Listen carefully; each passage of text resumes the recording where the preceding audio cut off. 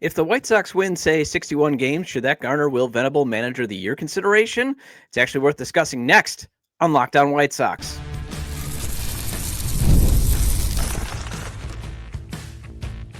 You are Locked On White Sox, your daily Chicago White Sox podcast. Part of the Locked On Podcast Network, your team every day. Hello, I'm your host, Todd Welter, a lifelong Sox fan and the site expert of SouthsideShowdown.com, part of the Fan Side of the Network, and also I've covered Major League Baseball for outlets such as the Associated Press. And thanks for making Locked On White Sox your first listen every day, part of the Locked On Podcast Network, your team every day. Make sure to hit the like button on today's episode, subscribe to the YouTube channel at Locked On White Sox if you've not done so already, and also follow or subscribe to the show at wherever you get your podcasts. Well, a listener emailed me an interesting question on if the Sox did add 20 more wins from their historically awful 2024 season, would that be enough to garner Will Venable Manager of the Year consideration? And I actually want to tackle that as it just shows how low the standards for 2025 will be. Then let's discuss why it is hard to be positive about the White Sox in general, as another listener inspired that segment that I'll go over. And finally, let's start a new weekly segment called Top 5 Fridays. And I want to go over my top 5 favorite White Sox seasons of all time. And you can start the season with a big return on FanDuel. New customers can place a $5 bet, and you'll get started with $150 in bonus bets. If you win your first $5 bet, visit FanDuel.com to get started. All right, so my guy, Fat Bank, emailed me. And email me, and you guys can all email me at lockedonwhitesox@gmail.com. And as long as it doesn't get awkward between us, I'll gladly talk baseball with you, whether it's via email, whether it's via the comments on our YouTube page. I'll talk baseball with you. And he emailed me, the question is, if the team only lost, say, 100 games next season, would that be enough for Will Venable to get Manager of the Year consideration? And I'm not dismissing his thought process, because it just speaks to how lowly the state of this franchise has become. That losing 100 games would be considered a success. Whereas in 2023, it was one of the worst things that happened to the White Sox. Only we didn't know 2024 was sneaking up right behind us. And it would even be darker days. And I know everydayers heard me last week go over the standards you and I should hold Venable to, and wins were not one of them, as no matter how many changes the Sox make, especially since they're not going to be bringing in Juan Soto or Willy Adames or Anthony Santander in free agency, and they're actually going to trade Garrett Crochet in the offseason. This season, 2025 is going to suck. It might actually, contend with 2024. I don't think they're going to be as bad, and by as bad, I mean historically awful, but they could threaten that. They could make a run at a record that they already set. But even if you and I did use wins as a measuring stick and say the team does win 21 more games than 2024, that is still a 100-loss season. That is why I'm tackling this. It just speaks to how low the Sox are, that even winning 20 more games puts the team back at 2023 standards. And that would be considered a success, where in 2023, it was like this team absolutely rotted, decayed, and imploded. We bagged on Pedro for having 101 losses. And in 2025, that's going to be considered a success for Will Venable. And 2023 was one of the worst seasons to endure, obviously, before 2024, because, again, it just collapsed. I mean, the contention window slammed shut. None of that. It slammed shut figuratively on our fingers. It hurt to see this, to see it implode. And now we got to be like, man, I would love to get back to 101 losses. Now, my official answer that I emailed back to my guy Fat Bank there, and yes, that's his display name. We can all use our display names. Guy talks, guy makes good points. I enjoy talking baseball with him. And again, feel free to email me, lockedonwhitesox@gmail.com. My official answer was Venable getting any Manager of the Year consideration. I think the team would have to win 70 to 80 games. And the reason I go that route is one of the reasons why the 2024 season will go down contextually as one of the worst teams ever, not one, the worst team ever, is they couldn't win the stereotypical 60 games. The old saying goes, you're guaranteed to win 60, you're guaranteed to lose 60. It's what you do with the other 42 that matters.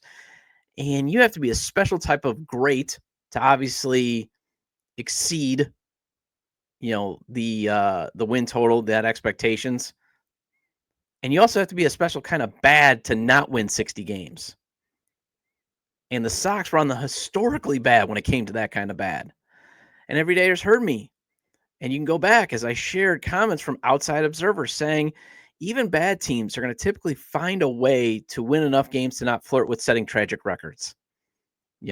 A lot of teams are going to run into enough wins or enough chances where they're going to win. They're going to catch a pitcher on a bad day and at least be able to string maybe 2 or 3 wins here or there, not have 3 double-digit losing streaks, including 2 that broke franchise records for a franchise that has been around for 124 years and another that tied an AL record, because that's what happened to the White Sox. They didn't have – now, part of it was they did have, like, all the bad luck in the world came the White Sox way. A couple of those close games that they did lose, it was like a C&I single or a broken bat single, just finding the one spot where you could position your defense perfectly and the ball still found that spot. So the bad luck. But on the other end, they were just terrible, poorly coached, couldn't hit, all that stuff. That's why they couldn't run. They couldn't find themselves into 60 games. I had Jordan Lazowski, I remember, a few months back from Sox on 35th on the show, just talking about how, like, it almost defies logic. It defies the standards of baseball that you can't find, enough situations where you should be able to at least get some wins. And trust me, I've seen terrible teams before, and they have found ways to at least win 60 games. We saw it in 2023. So that's why 60 wins this season or in 2025 will not earn Venable an award. Okay. Now, say they exceeded expectations, and I'm not sure what those expectations were, as Fangraphs and Pagoda hasn't put out their projections. So we don't know and plus we don't know what this team will exactly look like. So I will say, though, could he get maybe a few votes depending on how far they go past the projections? Sure. But if it's 68 wins, I'm not sure that would get him a vote. Give him some kudos. People would be impressed. People are already impressed. Look at all the press going around right now at the winter meetings. One of the things that was being talked about was the Sox hiring Will Venable. And everybody was complimenting it. And I'm very hopeful, given his background. But usually manager of the year votes, those go to the teams that typically go to the playoffs. And it's usually the one that is the overachieving or just came out of nowhere. Or it's the manager of a playoff team where the team was expected to take a step back and didn't. Look at, like, on the AL side, Stephen Vogt, AJ Hinch, and Matt Cotoro are likely to win the AL award because all 3 got the most out of their rosters.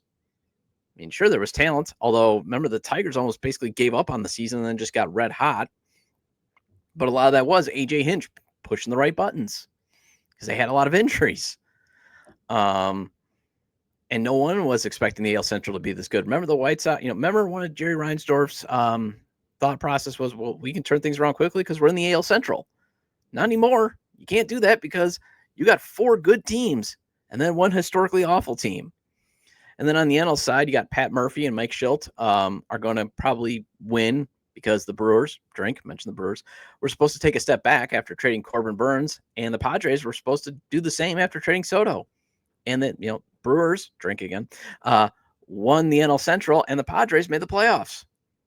So I would say if the Sox somehow win maybe 30 more games or even 35 more games than 2024, Venable would get some consideration, as even 90 losses is something you can point to as progress of things going in the right direction. As not only do you blow past getting back to 2023 level standards of bad, and hopefully it doesn't come with the clubhouse drama and the terrible managing. That's the other thing that you want to see. If the Sox get back to the 100 losses, at least is it not with clubhouse drama and terrible managing. But it's a sign that you are actually climbing out of rock bottom. That's the other thing being missed here. 101 losses should be considered rock bottom, but not for the Chicago White Sox. They're also going to be shaping up to have 3 straight seasons of 100 losses. Like, that is, that, I don't know if I can't even go back and think off the top of my head. I don't even think the lovable loser Cubs reached that level of futility. But again, it speaks to the context of why it's foolish to think things can be turned around quickly, that the owner thought because he wouldn't write checks to upgrade the talent. And that's why we're in this position. And that's why it's even like being brought up. And again, I'm not dunking on the suggestion. That's why I'm not like dismissing it like, what? No, it's a fair suggestion because that is how low this team has gotten, this franchise has gotten. And, especially when 2024, I mean, if they had lost 121 games just because they were playing a bunch of young players that didn't know what the heck they were doing because they were poorly managed by Pedro Grifol, fine, but they didn't even give those guys a runway. It was just bad talent, bad managing, bad hitting.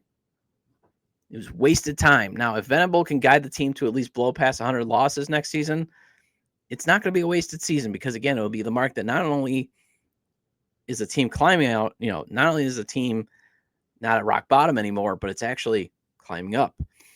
And I would say that is another criteria to add to the standards. Make sure the team if they are losing, it's just because you're overmatched. Not because you can't field the ball, which helped to get 121 losses, or you couldn't hit the ball, which helped to get 121 losses, or you can't run the bases, which helped to get to 121 losses, or your bullpen's just blowing leads left and right, which helped you get to 121 losses. And it may not garner votes, but it'll garner hope. However, it's hard to be hopeful these days with the White Sox, and I'll discuss that next on Locked On White Sox. Grocery bills can really add up, especially this time of year. This Thanksgiving, you don't need to stress about food shopping when you use Ibotta because you can earn cash back on all of the things that you are already going to buy. This month, Ibotta is giving a new users 100% cash back on your Thanksgiving feast. Just add the offers in the app or to redeem for everything you need to make your Thanksgiving feast complete. All you have to do is shop at your favorite retailers and upload your receipt. Ibotta gives you cash back on hundreds of groceries, items from produce to personal care to pantry goods, so you can get everything you need for the holidays. Other apps give you points that don't amount to much. With Ibotta, you get real cash back that you can cash out to your bank account, PayPal, or gift cards. You can also earn cash back on hundreds of online brands and retailers too when you start with Ibotta, including Lowe's, Macy's, Sephora, Best Buy, and more. Download the Ibotta app. Ibotta app now and use code LOCKEDONMLB to get 100% cash back on your Thanksgiving feast starting November 1st. Just go to the App Store or Google Play Store and download the free Ibotta app and use code LOCKEDONMLB. That's IBOTTA. Also, it's pronounced Ibotta in the Google Play or App Store and use code LOCKEDONMLB. Get ready to tackle the NFL action with FanDuel, America's #1 sportsbook, because right now, new customers can bet $5 and get $150 in bonus bets if you win. The FanDuel Sportsbook app gives you everything you need to place live bets on the NFL all in one place. So when you get a hunch in the middle of the game, you can check out the latest stats, view live play-by-play, and so much more on the same page where you place your bets. Just visit FanDuel.com to join today. And again, you'll get started with $150 in bonus bets if you win your first $5 bet. And I always maintain FanDuel's spreads, over-unders, and money lines are fun to play. But if you want to win big or at least double your money, FanDuel's parlays, props, and futures is the way to go. DJ Moore scoring an anytime touchdown this Sunday against New England is at plus 200. But a touchdown scored by him in the first quarter is at plus 850. Rome Odunze is at plus 280 anytime touchdown and plus 1100 in the opening quarter. That's FanDuel.com. Never waste a hunch. Make every moment more with FanDuel, an official sports partner of the NFL.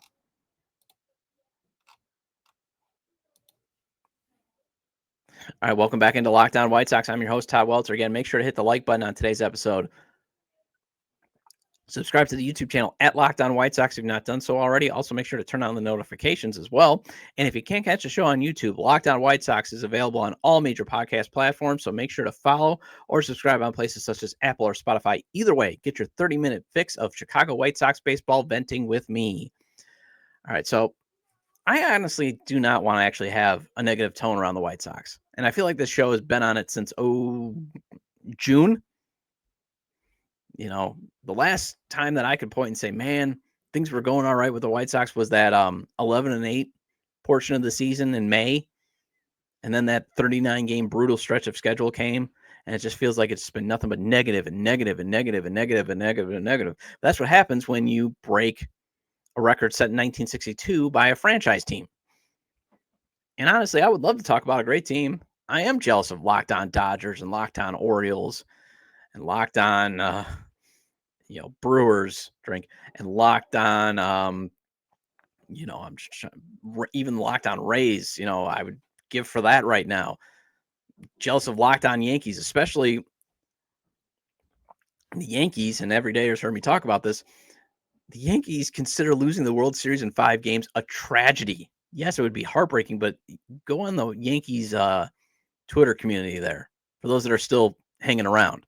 And just look at it. I mean, it is like the most heartbreaking thing to ever happen to a fan base to lose the World Series in 5 games. And yes, losing the World Series sucks, but they're acting like it's worse than losing 121 games. Told you about my boss at Fansided, Adam Weinrib, was saying like, I would actually rather lose 121 games. And that was his initial reaction. And then after me and his boss even tried to say like, dude, you don't want that evil. He was like, okay, but they have those standards. Although a little inside baseball for you from a content creation standpoint. And I remember a mentor of mine telling me this, the best teams to talk about are the teams that are at just above or below 500 because you get some good to talk about, but you also get some bad to talk about. And think about what is being talked about right now. And when it comes to the Bears, they're 4-4. I mean, there's a lot of acting like the sky's falling, and there's a lot of, well, they still got hope, that type of stuff. Anyways, back to real baseball and that. It's just hard to be positive about the Sox. And I'd love to have the positivity of some of the viewers and listeners. And yes, they exist. These are some of the comments that I pulled from our YouTube community page at AidenAw9359. He posted this about 9 hours ago, too. When you hit rock bottom, there's only one way to go, which is up. Better days are ahead for the White Sox sooner or later. And then this Anthony Kuznicki 2390. This guy, he's got a lot of hope. I've seen him post a couple times. There's going to be plenty of watching. Don't worry. Will Venable will have a say in this crochet shade. Also, the team's going to start improving from here on out, and they will be playing over 500 by 26. Okay, I appreciate the optimism. I appreciate the positivity. And I've been sober for 14 years, so I'm not going to ask what you take, what they're smoking. I'm not even going to infer that because to get that much positivity. But the only thing I want to say is there's a catch.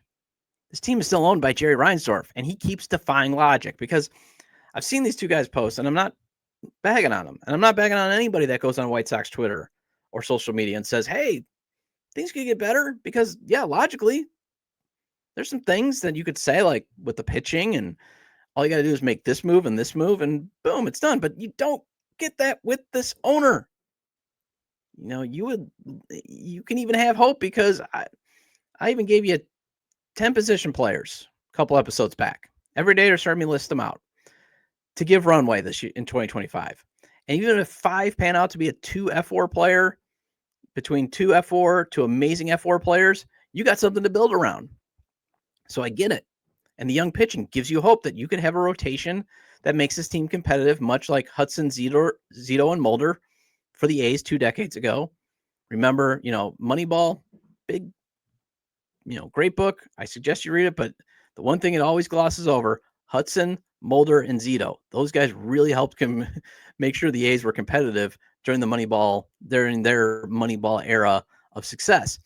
Or again, Burns, Woodruff, and Peralta for the Brewers. Mentioned Brewers drink. And I'm not going to throw in the wrinkles of regression of pitchers or injuries just because of the sheer volume that the Sox have for quality pitching. They do. They've got a sheer volume of quality pitchers in their system that, if you get some regression or they just hit the floor, not the ceiling, and there's a couple of high ceiling pitchers too in their system too, just beyond Hagen Smith and Noah Schultz, or again, injuries, they've got that sheer volume that could yield out 5 quality starters in a full bullpen from that number. And that would be amazing. But at the very least, you just need 3 good starters and the majority of your bullpen to come out of your system. And that's why the Sox, they just have that sheer volume.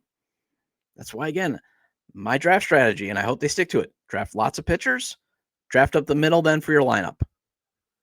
And especially if you're going to draft up positional prospects, make sure you're drafting studs in the 1st through 3rd rounds, even go out to the 5th. And then towards the end, maybe try to steal a stud prospect by maybe drafting some pitchers that that will take the 10 grand bonus. So that gives you more leeway to maybe try to steal a prospect if you have some money. But the problem is, as Barstool's White Sox Dave said a few days back on the show, there's always the Jerry Reinsdorf factor to consider. He doesn't pay pitchers. Well, at least he won't pay the going rate for quality pitchers at the required years. He's willing to authorize, team-friendly deals when they're still under team control. But when they're getting close to free agency, like Garrett Crochet, he's not going to give them the years, and he's not going to give them the money.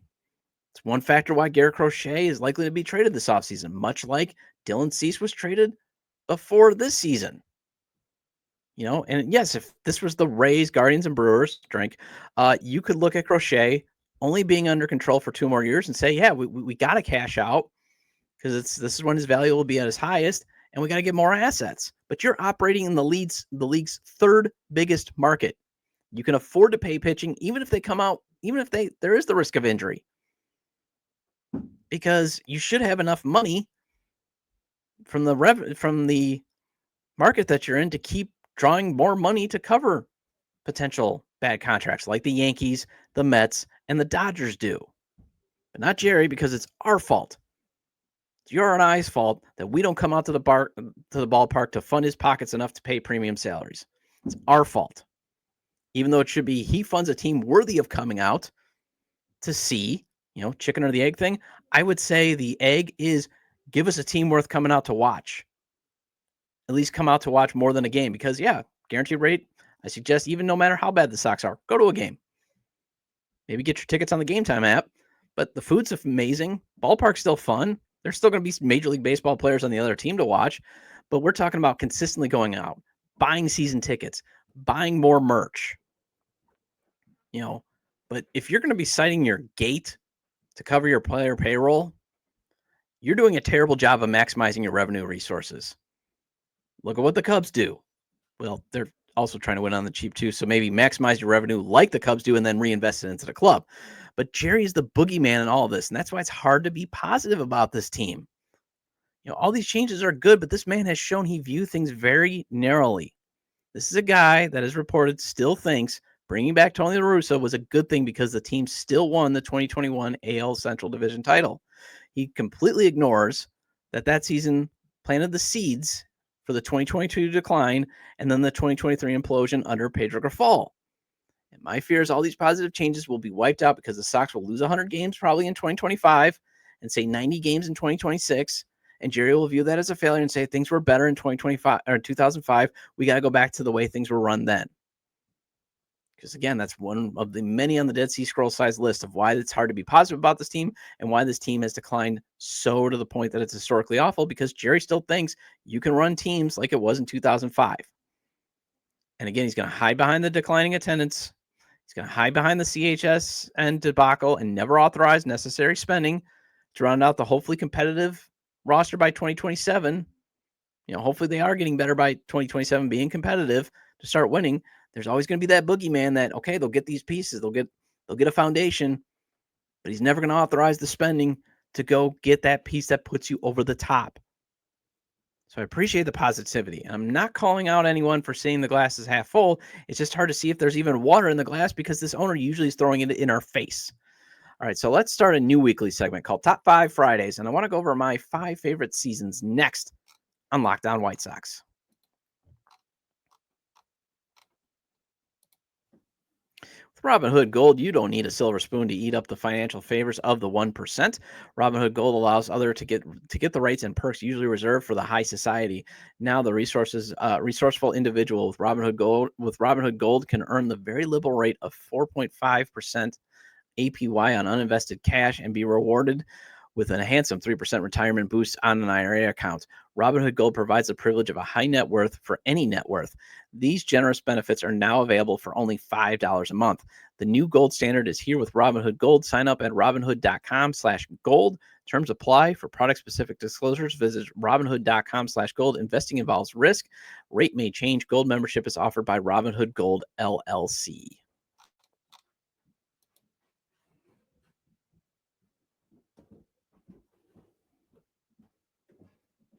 Welcome back into Locked On White Sox. I'm your host, Todd Welter. Again, shout out to all the everydayers. I appreciate your loyalty. Please hit the like button on today's episode. Recommend to your fellow White Sox fans or baseball fans, friends, to subscribe to the YouTube channel at Locked On White Sox or wherever they get their podcasts, as this show is available on all major podcast platforms. And again, I hope you have a good weekend. My plans, I don't really have much planned this weekend. So from here on out, every Friday, unless I have a guest, I'll do a top 5 list. And therefore, we're going to call it Top 5 Fridays. Very original, I know. There'll sometimes be subjective stuff, Top 5 Fridays, like today, in terms of what I'll tackle. And there's going to be some objective stuff, like I'll go over maybe, hey, let's go over the top 5 home run hitters in Sox history and just go over it. And I might not even do baseball or Sox related stuff. Maybe just a top 5 list, like top 5 candies of all time. Let's just have a little fun on Fridays. And since I've been hammering on how awful 2024 has been and 2025 not looking so great, and I even admitted, like, man, this has had a negative tone since June, I want to tackle my top 5 favorite seasons. Now, number 1 will be obvious. And also, I want to put some caveats on this list. And feel free to email me your list at lockedonwhitesox@gmail.com or comment in the community page on YouTube, or comment on at Twitter at Todd J Dub or at Locked On Sox. But I didn't start breathing until the 1980s. So this list is not going to have, the 70s seasons or 1959, even though my dad recounted 1959 with glee a lot as I was growing up, to the point that I felt like the Sox actually won the World Series when they didn't. At one point I was convinced. I'm like, my dad only just said, like, the Sox made it in 59, and he always talked about how great that season was when he was retelling, tales to me, like, to the point where I thought the Sox actually won the World Series in 1959. And then I saw a record book and I was like, oh man. Anyways, I was only 1 year old too in 1983, so I can't add that to my list because I can't recall it at all. So I just want to give context around that. So from 5 to 1, here are my favorite seasons. Number 5, 1990. I was young, but it was a fun season. It was the last season of Old Comiskey Park. My dad took me to a bunch of games, got that bat back there, got to see, the Sox literally steal a win from the Yankees. They got no hit by Andy Hawkins. They won a game where they didn't have a registered hit. Think about that. They went from one of the worst teams in baseball. They were dead last in 1989. And actually 1989 was a fun season for me personally, just because that was the first year my dad started taking me to games. He had season tickets. Well, he was part of a season ticket package. And I was old enough to now finally go to Old Comiskey. And I shared you guys my emotional attachment with that. But it was probably the most overachieving team in Sox history. And as my history books do tell me, though, the Sox had some good teams, obviously, in the 50s and the 60s that just could never get past the Yankees. But that was a team that was probably also the best team to not make the playoffs. Although, again, the 50s and the 60s teams, those that have been around a lot longer could say, well, there were some really darn good teams in the 50s and the 60s that just could never get past the Yankees. So I get that. But that's why I say maybe more in the context of it was probably the best overachieving team because, again, they were dead last. There wasn't a ton of superstars. Check out the documentary Last Comiskey on YouTube. I had, the creator on back in July. Check that out, but it just shows you like how important it was going from dead last to second place. I don't think that's going to happen with the White Sox this, in 2025, just because they don't have Frank Thomas coming up or Robin Ventura, or even established good players like Ozzie Guillen, that type of stuff. They don't even have a Carlton Fisk. So, but it was a fun season to watch. And it was fun to see Old Comiskey Park go out on such a high note. Number 4, 2000. So after enduring the frustration of the White Sox flag trade in 1997, the owner saying anybody that thinks this team can catch Cleveland is crazy, and then we got the kids to play, and they could play. And 2000 was the culmination of that. They win the AL Central. And it was fun to see Frank Thomas revive his career after, that divorce and injuries. Saw his numbers decline. 97, 98, 99 was tough to watch him struggle a little bit because he was going through injuries and he was going through so much in his personal life. And then he should have won the MVP in 2000. He should still win it.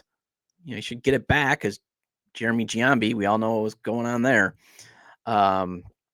Magglio Ordonez was great to watch. The Jose Valentin and Cal Eldred for Jamie Navarro trade was a steal. You know, it was just great to watch them just crush home runs, pitch great, although they were a terrible fielding team because Jose Valentin was a terrible fielder. Although it kind of stunk to see the hitters not hit against the Mariners in the playoffs, and I'm still haunted by Jay Buhner. Number 3, 2008. Ups and downs, highs and lows, but man, it was fun to see the Sox finally get past the Twins, especially in a clutch game. Jim Thome's home run in the blackout game, game 163. I'm still not convinced that it actually landed. I think it's orbiting Saturn somewhere. I mean, he freaking crushed that ball. You know, and I kept that game on my DVR for at least 2 years. I'd go back and watch that home run if I needed to pick me up. I'd also watch Ken Griffey Jr.'s throw to home to get the runner out. You know, and yes, it's still overlooked that Ken Griffey Jr. actually played for the Sox, and he did actually contribute something. 1993, you've heard me talk about it. My dad taking me to game 1 of the playoffs. I went to at least 5 or 6 games that year, if I remember. Park was always electric. Rotation was amazing. Frank Thomas was on top of the baseball world. Too bad game 5 of the ALCS went the wrong way. So that was number 2. So the number 1, obviously, 2005 season that had, you know, think about it. There was a lot of people in pine boxes that never got to see the White Sox win a World Series up until that point. And you obviously hope that they make a couple more and they win a couple more in your lifetime. Although I did discover something about myself as a fan. You know, I'm a diehard Sox fan, but I found out most of the people I associate with are either diehard Cubs fans or diehard Brewers fans.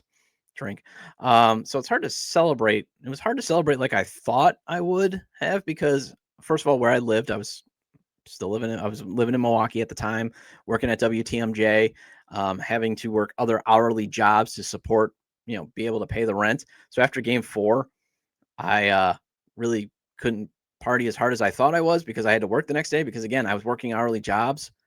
And if I literally took any time off, I would not be able to afford my rent.